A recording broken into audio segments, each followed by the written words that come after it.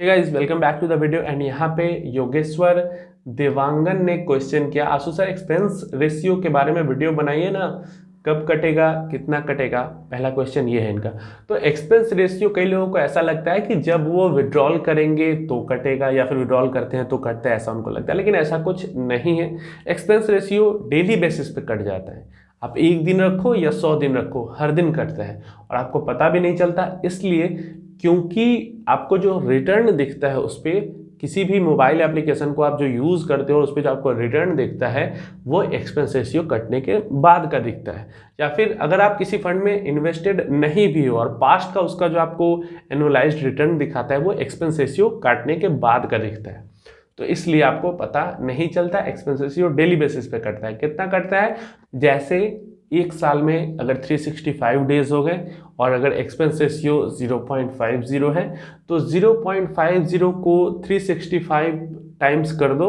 मतलब जैसे अगर 0.50 को 365 भाग में बांटोगे तो वो जितना बनता है उतना डेली का कट जाता है और इतना कम वो हो जाता है कि आपको पता नहीं चलता है। क्या हमारा वेल्थ जीरो हो जाएगा?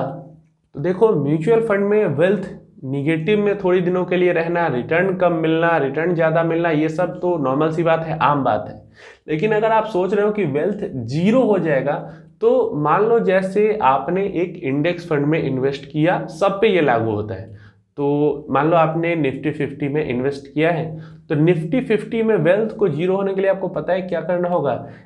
निफ्टी 50 इंडेक्स के अंदर जो 50 कंपनी है वो 50 की 50 कंपनी जब बंद हो जाएगी तो आपका वेल्थ जीरो होगा।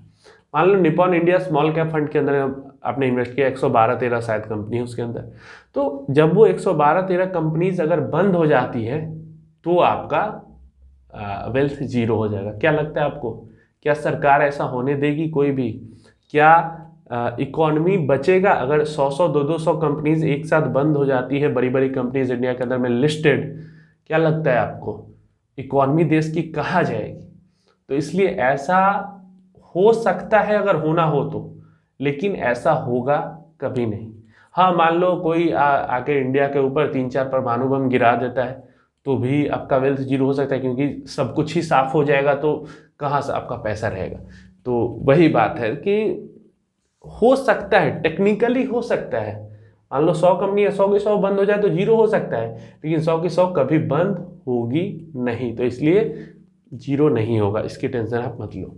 इसके बाद बात करते हैं, क्या स्टॉक में डायरेक्ट लगाने से फायदा रहेगा? Please make video on expense ratio. तो एक्सपेंस रेशियो का तो आपको बता ही दिया मैंने। डायरेक्ट स्टॉक में इन्वेस्ट करने से फायदा तो होता है, नॉर्मल सी बात है, क्योंकि डायरेक्ट स्टॉक के अंदर में आपको 100-100%, 200% बढ़िया multibagger stock small cap अगर सही टाइम पे सेलेक्ट कर लिया, आपको 1000% का भी रिटर्न मिल सकता है एक साल के अंदर में। लेकिन कितने लोगों को ऐसा मिलता है? इक्का दुक्का लोगों को मिलता है, और उन इक्का दुक्का का भी 100 इन्वेस्टमेंट्स में से एक इन्वेस्टमेंट होता है जिसमें 1000% का रिटर्न मिलता है। एनुअली स्टॉक मार्केट से भी आप उतना ही 25-30% निकल जाए, जैसे म्यूचुअल फंड से आप 20% तक तो निकाल ही सकते हो, तो स्टॉक मार्केट से भी वही 30% के आसपास भी निकल जाता है, 25 से 30% नॉर्मल लोगों का। तो वो काफ़ी बढ़िया रिटर्न कहलाता है उनके इन्वेस्टमेंट पे अगर निकल जाता है तो 25-30% डायरेक्ट स्टॉक से। काफ़ी बढ़िया इन्वेस्टर है तो 35% से भी ज़्यादा निकाल सकते हैं। लेकिन होता क्या है कि डायरेक्ट स्टॉक में भी जब आप इन्वेस्ट करते हो तो वहाँ पे कई सारे, आप जैसे 10 स्टॉक में इन्वेस्ट करते हो तो 6-7 चलते हैं, 2-3 नहीं चलते। तो इस कारण से ओवरऑल पोर्टफोलियो का रिटर्न कम हो जाता है।